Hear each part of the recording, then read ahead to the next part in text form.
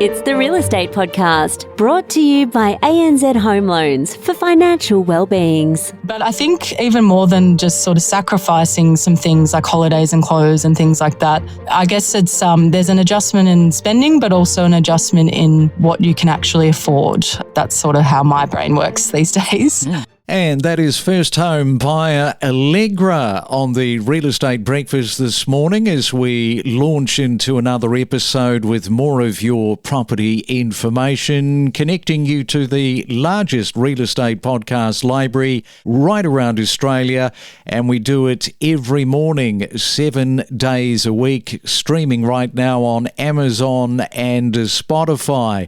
Well, we got up to a Friday morning, Friday, April the 4th, and a Victorian renter claims their landlord is demanding an extra $110 per month to cover shared water usage, despite the property lacking separate meters.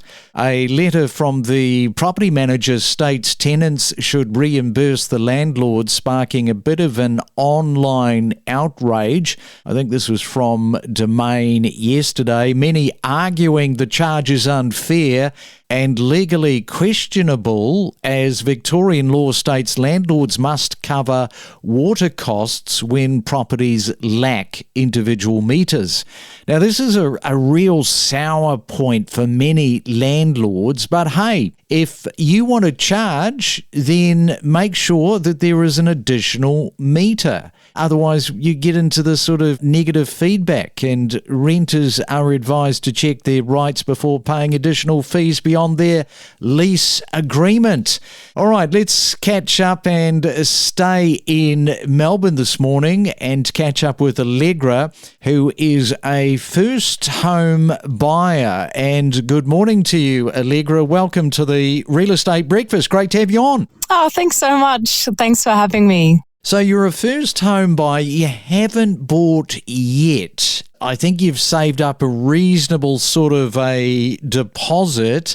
Let's just sort of step through. How long have you been sort of saving on this journey of buying your first property? Look, I've been saving since my teenage years. So since I got my first job when I was 15 years old, I sort of got into the workforce quite young there. So yeah, probably since 15, working all sorts of kind of jobs in hospitality, in retail. You know, that's sort of where a lot of young people sort of start out. But yeah, I've always worked multiple jobs. Yeah, mainly in hospitality and retail, and then studied as well, went to university, and my career sort of grew from there.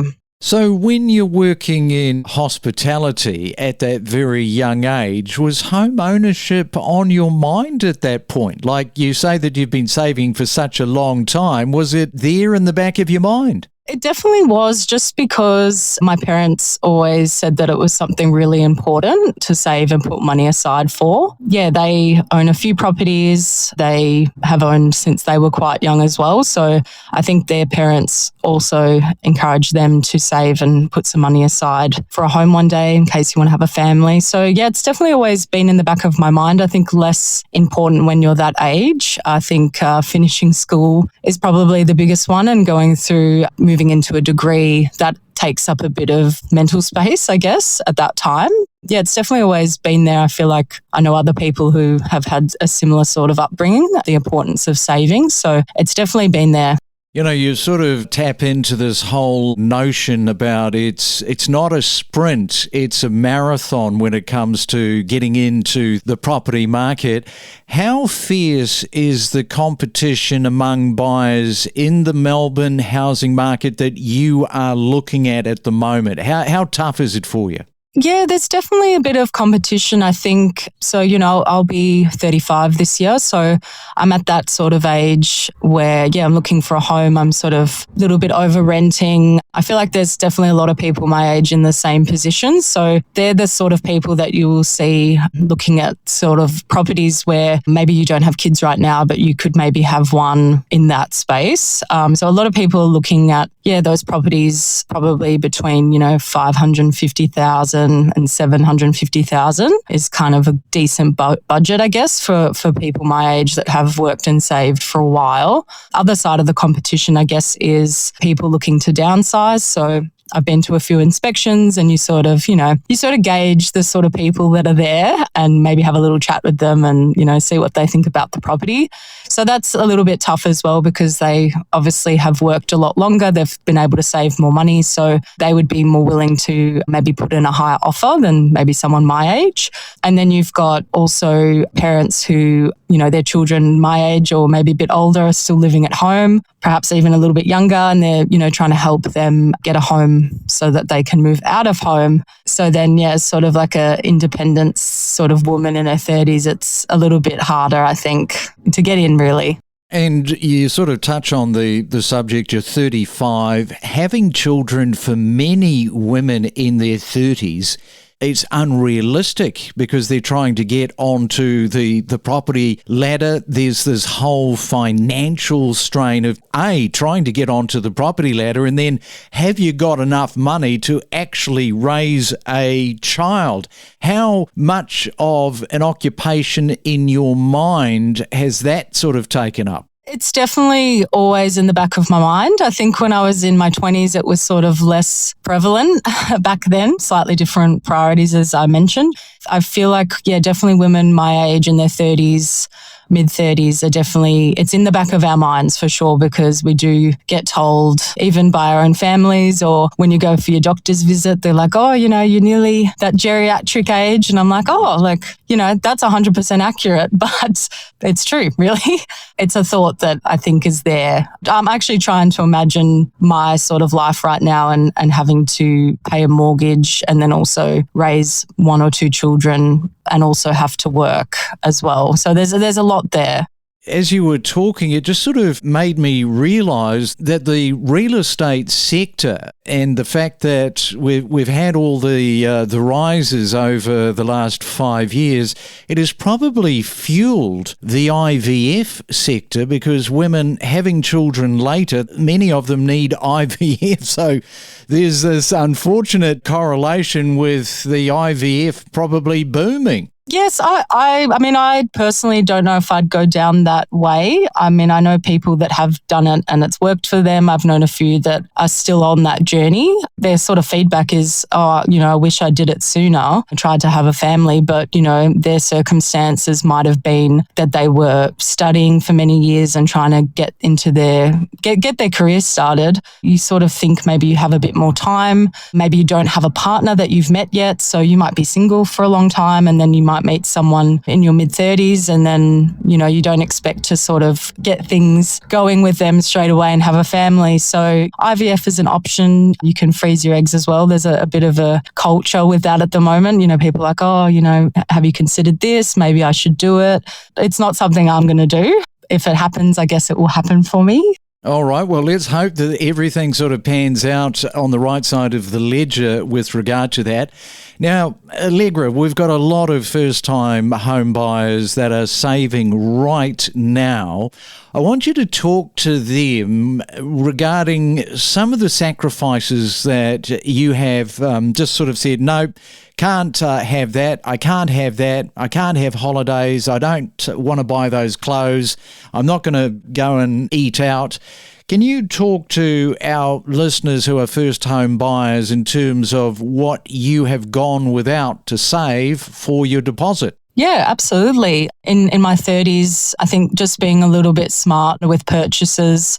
Some people have a little bit to say about the big supermarkets like Coles and Woolies. They do offer some great deals, and if you sort of shop within specials and that sort of thing, I think that's something I've definitely integrated into how I spend. So, if there's a great special on mincemeat, maybe I'll buy a bit more mincemeat and make pasta, and that's a good way to save than if I was buying at full price.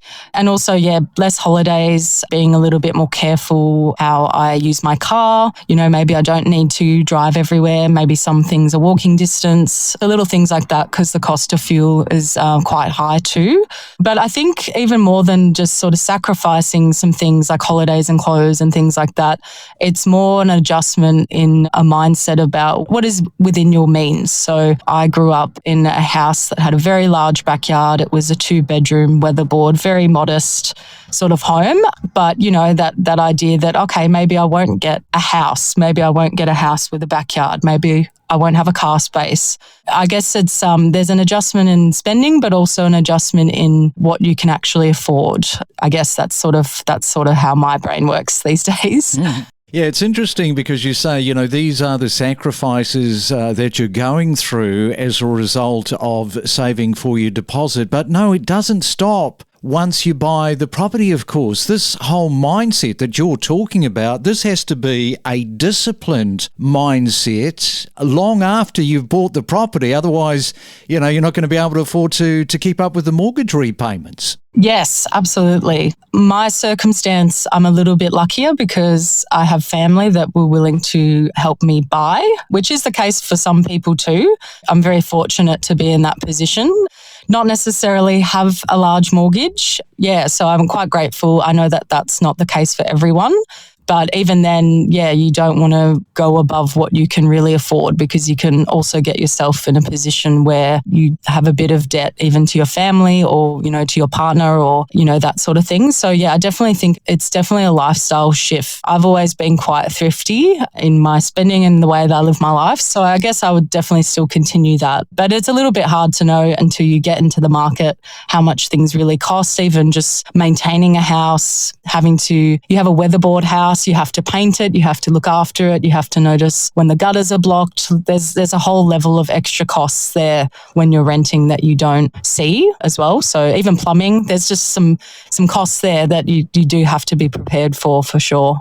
In terms of how long you've been looking for, how long is it going to take, do you think, before you finally buy that property? Well, it's kind of funny because I think maybe about 10 years ago I had enough for a deposit on a house that I was looking at in my 20s. But so that was quite affordable. I think it was $450,000 for a 3-bedroom brick house, sort of semi-detached in Ascot Vale. And so I had the deposit for that property when I was younger. That same property, the house next door to it, sold last year and it sold for nearly $900,000. So even in 10 years, it's basically nearly doubled in its value. So I think now it's sort of, I've been looking for maybe about 6 months, and really the decision has come down to what it's really gone for at auction. So sometimes the range is a little bit low and then it ends up going, you know, hundreds of thousands of dollars over, which is just not something that you might be able to afford. It just depends on your circumstance. Yeah, it's really deciding whether I want to do the apartment living or if I want a unit or a smaller house a little bit further out of Melbourne. I guess that's where I'm sort of at. I'm really reevaluating location and what kind of space I would want long term, because there's a little bit of information out there that apartment living is not ideal if you want to have a family. It's not ideal if you get a bit older and you have to walk up and down stairs every day. I guess, yeah, it's just deciding whether this property is an investment or a home. So I think for me, the property that I would like to purchase will be my home. Yeah, I guess being a little bit more careful in choosing the right one is where I'm at the moment. All right. Well, lovely to talk with you, Allegra, and all the very best of luck in terms of shaking out eventually that property that you are going to get your foot on the property ladder. And thanks so much for coming on to the Real Estate Breakfast this morning. Appreciate it. Thank you. Thanks for having me. Have a great day. Whether you're a seasoned investor or a first-time buyer, know your property with us on the Real Estate Podcast. We connect you to the best real estate information across Australia. The Real Estate Podcast.